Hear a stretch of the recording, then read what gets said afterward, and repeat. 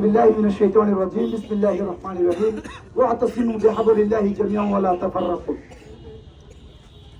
প্রিয় বিক্ষুব্ধ জনতা, নিশ্চয় আপনারা জানেন ইহুদিবাদী ইসরায়েল এবং খ্রিস্টানরা একত্রিত হয়ে দীর্ঘদিন যাবৎ মুসলমানদের প্রথম কিবলা বাইতুল মুকাদ্দাস নিয়ে গভীর ষড়যন্ত্রে লিপ্ত ছিল। কিন্তু মুসলমানদের ইমান যতক্ষণ থাকবে ততক্ষণ আমাদের প্রথম কিবলা আমরা কারো কাছে দিতে চাই না এবং দিতে পারি না। তারই ধারাবাহিকতায় মুসলমানরা ইহুদিদের বিরুদ্ধে দুর্বার প্রতিরোধ গড়ে তুলেছিল, কিন্তু বিশ্বের মুনাফিক বেঈমানেরা যুদ্ধবিরতির নাম নিয়ে একটি যুদ্ধবিরতির চুক্তিতে আবদ্ধ হয়েছিল, কিন্তু তারা পবিত্র রমাদানুল মুবারকে রমজান মাসে তারা যুদ্ধবিরতির চুক্তিকে প্রত্যাখ্যান করে আবার আমার গাজার মুসলমান ভাইদের উপর নৃশংসভাবে হত্যাযজ্ঞ চালানো শুরু করেছে।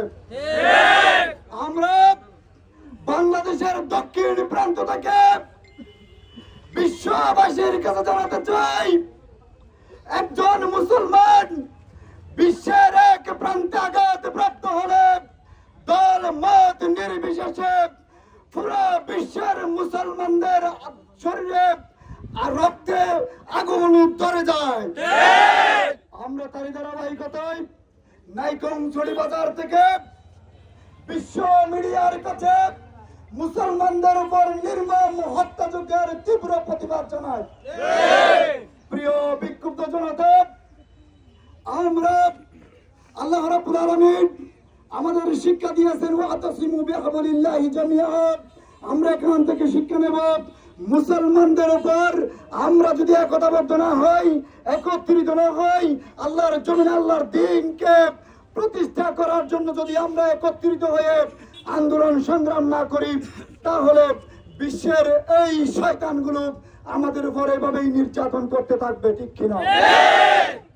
আজকে যখন সৌদি আরব থেকে শুরু করে মুসলমান রাষ্ট্রগুলো একত্রিত হওয়া শুরু করেছেন, আমেরিকা এখন একটু বিপাকে পড়তেছেন এবং চিন্তা করতেছেন, আসুন আমরা সর্বক্ষেত্রে ইসলামের তাহাজ্জুদ তামাদ্দুনকে রক্ষা করার জন্য সব সময় আমরা একতাবদ্ধ থাকবো।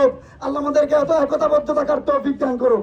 আমিন। প্রিয় উপস্থিতি, আমরা ভবিষ্যতে এরকম আরো ডাক দিলে সকল খুদা একত্রিত হয়ে ডাকে সাড়া দেওয়ার জন্য আহ্বান জানিয়ে আমার সংক্ষিপ্ত বক্তব্য এখানে শেষ করছি। আসসালামু আলাইকুম ওয়া রাহমাতুল্লাহি ওয়া বারাকাতুহু।